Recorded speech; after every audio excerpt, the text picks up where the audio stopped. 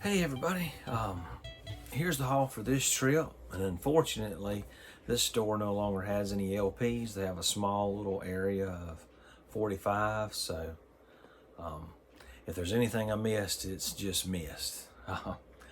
But I had a lot of them, but as you know, I always like to pick up something. I think maybe that's just the habit of us collectors, is it's hard to leave without buying anything if it looks interesting. So a couple of these, like this is Outlaws Ghost Riders, just kind of looked interesting. um, wasn't super familiar with the band, but it was in excellent condition too, and I think these were only $1.50. So real good vinyl too, so it looked good. Lay this over here. And with this Charlie Elgart, Signs of Life.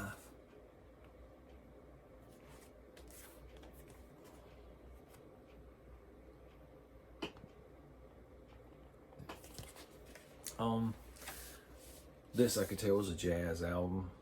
I wasn't familiar with the artist, but I could see, it was instrumental. There was any vocal credits. There was a lot of, sax, bass, drums.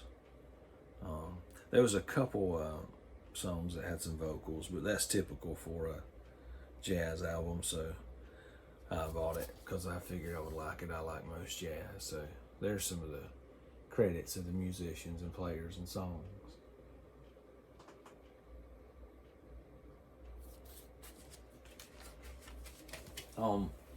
This next one I thought was interesting because everybody knows Don McLean.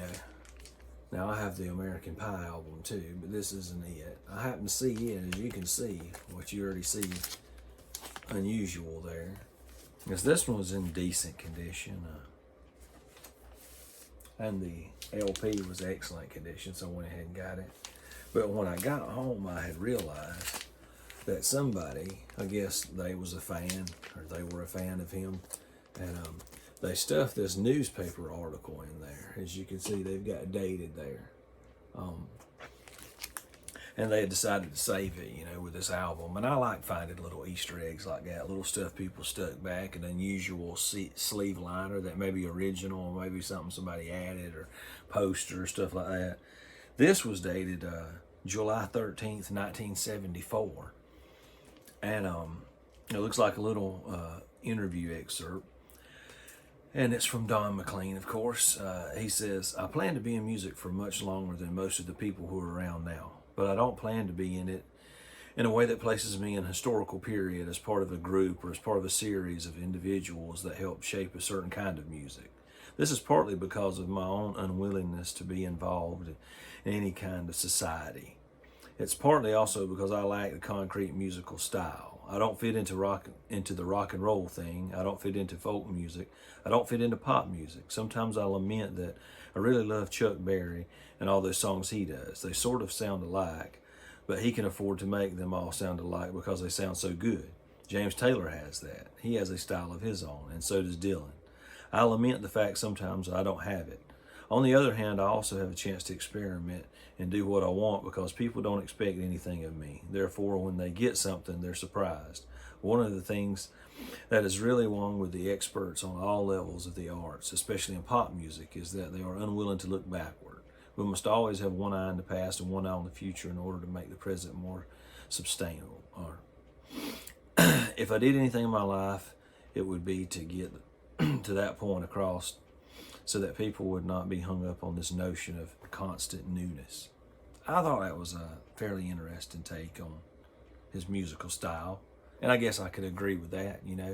People remember American Pie, a couple of the other hits, but he has a lot of folksy tunes, and a lot of them are drastically different. American Pie was kind of a one-off. His other stuff sounds, a bit Dylan-ish, ironically, as he pointed that out, stylistically at least, and musically. And it is very it is varied, I should say. And I just thought it was interesting that somebody had decided to save that with the album, and I thought I'd share it with you guys. And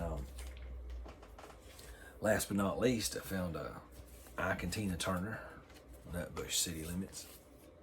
This one, of course, had River Deep, Mountain High, so there's kind of the songs.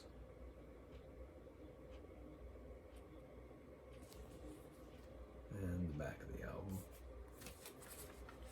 The vinyl looked pretty good. A little light scuffing, but not very noisy and didn't skip.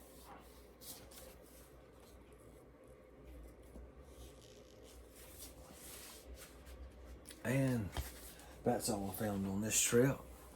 So as usual, thank everyone for watching, and please like and subscribe below if you like the content, like to see anything else, kind of let me know. This footage, as you can see, was a little grainier than the other because I had a pair of camera glasses so I could hold the records better. Sometimes I have those with me, sometimes I don't. I've only used them a couple times, and decided to try them in this store. As you could see, because of the way the records were positioned, they were difficult to get to, so I thought I'd give that a try. So just thought I'd throw that in there. So thanks everyone for watching, and again, please like and subscribe, and we'll see you next time. Thanks.